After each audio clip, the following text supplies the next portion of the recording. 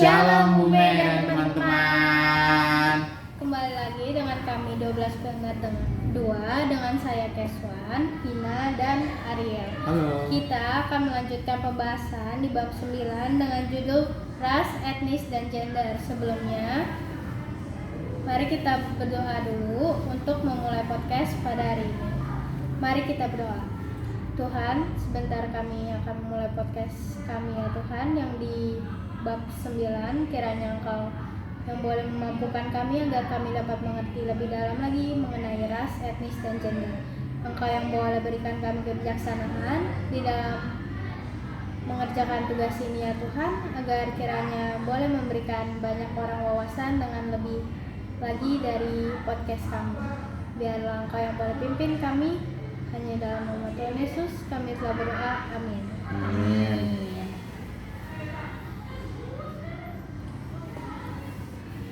Jadi, karena di bab 9 ini kita membahas tentang ras, etnis, dan gender, aku mau nanya nih ke Vina, apa sih yang dimaksud dengan ras dan bagaimana konsep ini berkembang dari waktu ke waktu?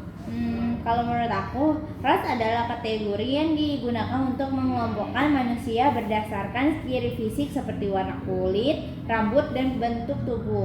Konsep ras tuh berkembang terutama setelah bangsa Eropa berinteraksi dengan bangsa-bangsa lain dan digunakan untuk membenarkan praktik diskriminasi dan perbudakan. Carolus Linnaeus, seorang ilmuwan, mengklasifikasikan manusia dalam kelompok-kelompok ras pada abad ke-18 yang akhirnya menyebabkan marginalisasi dan diskriminasi terhadap ras tertentu.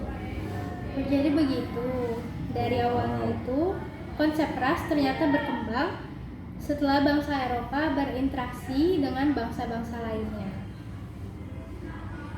Lalu aku mau bertanya nih kepada Ariel, Apa itu? apakah ada hubungan antara etnis dan ras? Bagaimana perbedaannya? Etnis merujuk pada kelompok manusia yang memiliki kesamaan budaya, bahasa, dan sejarah, dan adat istiadat. Sedangkan ras lebih berfokus pada perbedaan fisik, meskipun seringkali digunakan secara berganti. Keduanya berbeda. Misalnya, orang yang memiliki ciri fisik serupa mungkin berasal dari etnis yang berbeda karena budaya dan asal geografis mereka yang berbeda. Aku punya pertanyaan nih sama Keiswan. Mengapa penting untuk memahami bahwa tidak ada ras yang lebih tinggi atau unggul daripada yang lain? Nah, pemahaman ini penting banget buat menanggulangi diskriminasi dan kesenjangan sosial, karena di sekitar kita tuh, di dalam lingkungan kehidupan kita, nggak jarang banget orang masih diskriminasi, apalagi tentang warna kulit, dengan ras dari etnis apa, itu masih banyak banget ditemuin. Dan kenapa sih pemahaman ini penting? Karena semua ras memiliki kedudukan yang sama dan tidak ada yang lebih tinggi atau lebih rendah satu sama lainnya. Dalam pandangan Kristus, setiap individu dihargai setara tanpa memandang latar belakang ras atau etnis mereka, sehingga membangun sikap saling menghormati antara sesama manusia menjadi kunci penting dalam kehidupan sosial. Jadi mulai sekarang kita itu harus ngebiasain gimana kita nggak memandang orang dengan pandangan yang lebih rendah atau lebih tinggi. Karena tadi kita udah bahas ras dan etnis, nggak lupa juga kita akan membahas gender. Aku mau nanya Ariel, apa itu gender dan bagaimana peranannya dalam masyarakat? Gender adalah konstruksi sosial yang menggambarkan peran, fungsi, dan tanggung jawab yang yang didirikan oleh masyarakat kepada laki-laki dan perempuan. Perbedaan gender ini tidak bersifat biologis, melainkan dipengaruhi oleh norma sosial dan budaya. Gender biasa berubah sesuai dengan waktu dan tempat dan tidak sama di setiap budaya atau masyarakat. Contoh, di masa lalu pekerjaan seperti memasak dianggap hanya untuk perempuan, tetapi kini banyak laki-laki berkarya di bidang tersebut. Wah, berarti kayak Ariel dong berkarirnya di bidang kuliner kan? Iya. Laki-laki tuh, perempuan tuh nggak harus masak doang, tapi laki-laki juga ya kan? Sekarang Ariel juga masuk di jurusan yang masak ya kan? Ariel bisa kan masak? Iya. Aku punya pertanyaan nih para Vina. Mengapa diskriminasi rasial dan etnis masih menjadi masalah besar di dunia?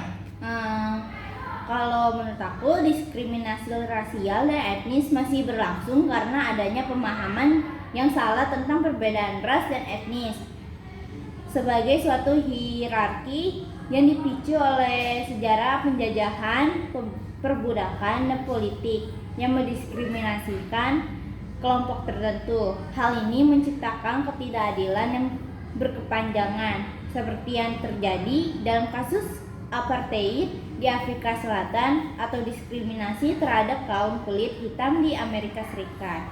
Aku juga mau nanya nih sama Kay, bagaimana kesetaraan gender dapat diwujudkan dalam masyarakat Indonesia? Kesetaraan gender dapat diwujudkan dengan menghilangkan diskriminasi terhadap perempuan dan laki-laki, serta memberikan kesempatan yang sama dalam berbagai bidang kehidupan. Di Indonesia, ini termasuk jaminan hak-hak perempuan melalui undang-undang, serta menciptakan kesadaran bahwa peran sosial tidak harus terbatas pada jenis kelamin. Misalnya, perempuan yang mengalami kekerasan dalam rumah tangga kini dapat melaporkan pelaku kepada pihak berwenang dan mendapatkan perlindungan hukum yang layak. Aku mau nanya Karel, apa pandangan Alkitab tentang ras dan etnis?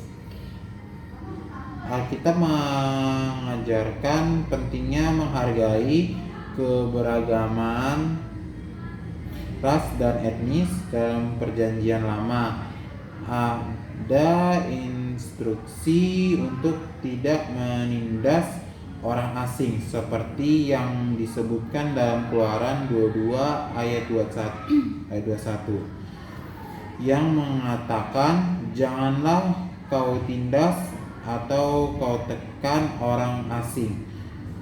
Di Perjanjian Baru, Yesus dan Rasul Paulus menunjukkan sikap inklusif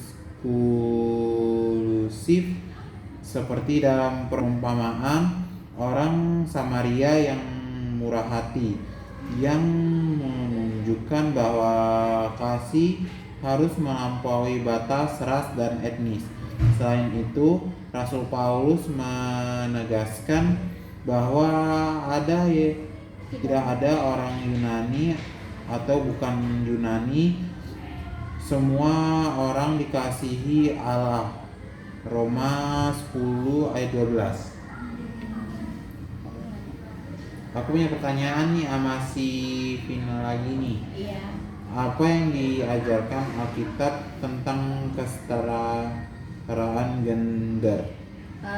Kalau menurut Alkitab, Alkitab tuh tidak merendahkan perempuan, bahkan menampilkan banyak perempuan yang berperan penting dalam sejarah keselamatan seperti Deborah, Miriam, dan Ratu Esther. Yesus sendiri sering mendobrak norma sosial yang merendahkan perempuan, seperti saat ia mengampuni seorang perempuan yang berzina dalam Yohanes 8 ayat 1-11, atau bergaul dengan Marta dan Maria yang menunjukkan bahwa perempuan memiliki martabat dan peran yang setara dengan laki-laki dalam kerajaan Allah.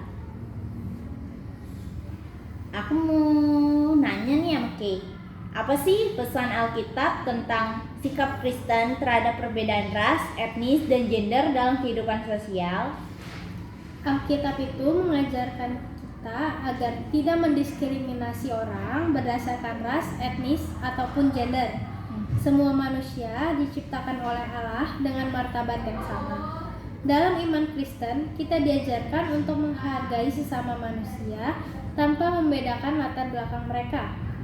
Karena setiap orang adalah ciptaan Allah yang berharga, seperti yang diajarkan Yesus dalam perumpamaan tentang orang Samaria yang murah hati yang terdapat di Lukas pasal 10 ayat 25-37. Aku punya pertanyaan terakhir.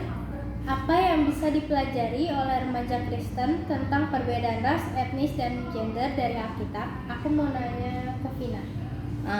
Kalau yang bisa dipelajarin tuh remaja Kristen diajarkan untuk tidak membeda-bedakan orang berdasarkan ras, etnis, dan gender.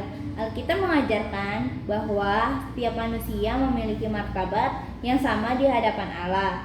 Sebagai pengikut Kristus, kita diajak untuk menunjukkan kasih kepada semua orang, menghargai perbedaan, dan tidak melakukan diskriminasi. Jadi kesimpulan di bab 9 ini tentang ras, etnis, dan gender, di mana pentingnya memahami konsep ras, etnis, dan gender dalam perspektif sosial dan agama itu besar banget.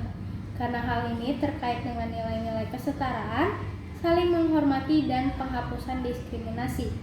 Ras dan etnis adalah kategori yang sering digunakan untuk membedakan kelompok manusia. Namun, kita harus menyadari bahwa tidak ada satupun ras atau etnis yang lebih unggul dari yang lain. Alkitab mengajarkan penghargaan terhadap perbedaan ini dengan menekankan pentingnya kasih yang melampaui batas ras, etnis, dan gender. Dalam konteks gender, Alkitab menunjukkan bahwa perempuan dan laki-laki memiliki peran yang setara dan dihargai di hadapan Allah.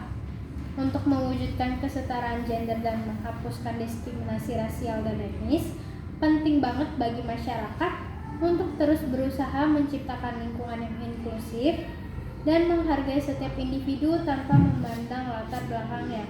Sebagai remaja Kristen, kita diajarkan untuk mengasihi sesama dan menanggulangi segala bentuk diskriminasi dalam kehidupan sosial. Thank you ya Kay untuk menjawab kesimpulannya. Kita sudah selesai nih di podcast kita yang di bab ke-9 tentang ras, etnis, dan gender. Terima kasih udah nonton podcast kita hari ini. Kiranya Tuhan memberkati kita semua dan bisa memberikan wawasan yang lebih dalam tentang tidak membeda-bedakan ras, etnis, dan gender. Terima kasih, dadah. Dadah.